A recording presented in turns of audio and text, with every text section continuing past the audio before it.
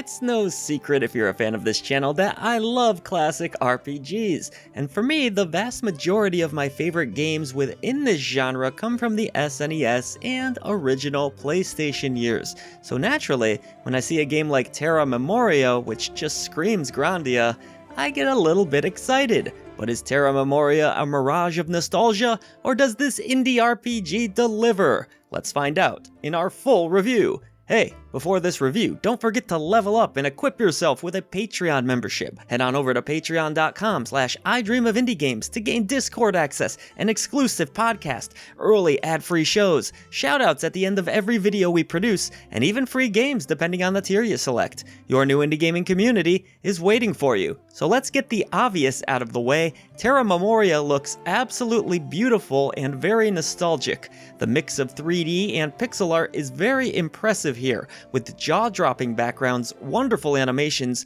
and a finely detailed cast of characters. Of course, as we know, looks can be deceiving, but thankfully this indie also delivers in the gameplay department. But before we get too far ahead of ourselves, let's discuss the storyline, which is of course an important aspect of any good RPG. Terra Memoria features a cast of 6 adorable characters, some of which cast spells in battle, and others that assist you in combat. The world of Terra Memoria is powered by crystals, but unfortunately a shortage is taking place that has caused great chaos and disruption across the lands. The story begins in a city known as Constance, which is not only dealing with the ongoing shortage, but is also under attack. Here we are introduced to the brute Mo Shang, one of the game's lead characters. Mo Shang is a monster trainer who has now graduated to become a mage, sworn to keeping peace. Mo Shang eventually crosses paths with Sil, a summoner who has been separated from their parents. The two party up to help one another, setting off on the greater adventure. I quite enjoyed all of the characters and writing throughout this 20+ hour adventure.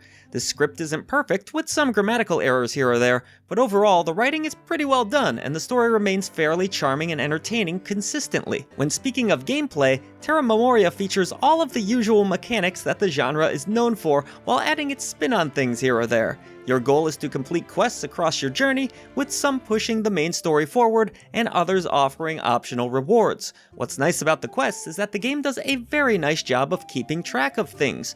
You'll receive a card for each new quest gathered that states your current objective for that quest.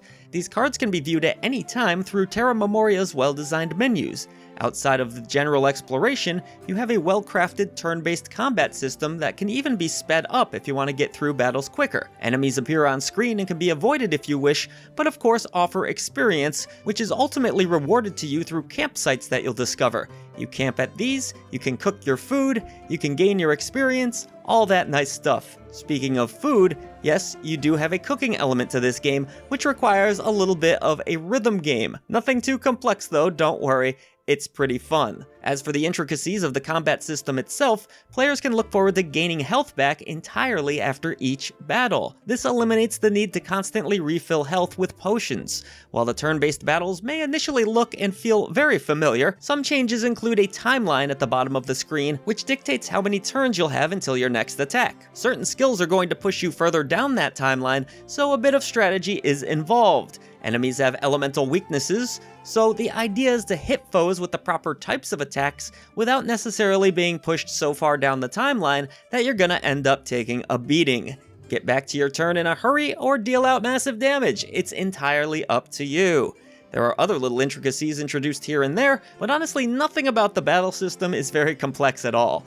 You'll even get partners later that offer even more options and attacks, as well as pins that can be crafted at armories which will offer additional statistical boosts. All told, the combat is really fun, though the game doesn't offer a very steep challenge unless of course you wander into the wrong area a little bit too early. You're also able to run at any time. You can hold down a button to do so, or there's an option in the menu where you don't have to hold it down. I opted to just run all of the time. It was easier that way. The world of Terra Memoria is quite large, with plenty of side objectives and treasures to be discovered, alongside more spells that can be used in battle. You'll even encounter a puzzle here or there, and honestly, these were more fun to figure out than I would have expected. Also, there's some crafting and building to be done, which again, isn't very complex and well implemented. Everything just kind of fits together nicely in this game, despite the fact that there are a few different systems. But at the end of the day, if you're familiar with RPGs, you'll pretty much feel right at home. As I alluded to earlier, the visuals are excellent in Terra Memoria, and it has quite the soundtrack backing it. It's good stuff, though a bit hard to describe. Some of the songs almost have a jazzy, cozy feel to them, while others do offer a bit more energy. I really enjoyed each composition I encountered and felt like they fit the mood of the situation perfectly.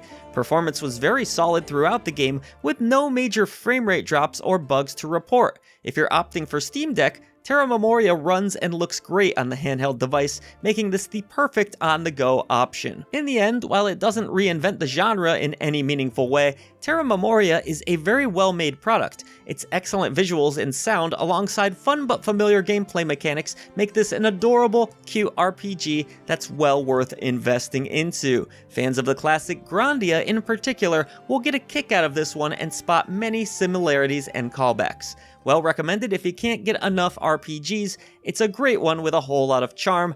I am awarding Terra Memoria the Silver Genie Lamp of approval.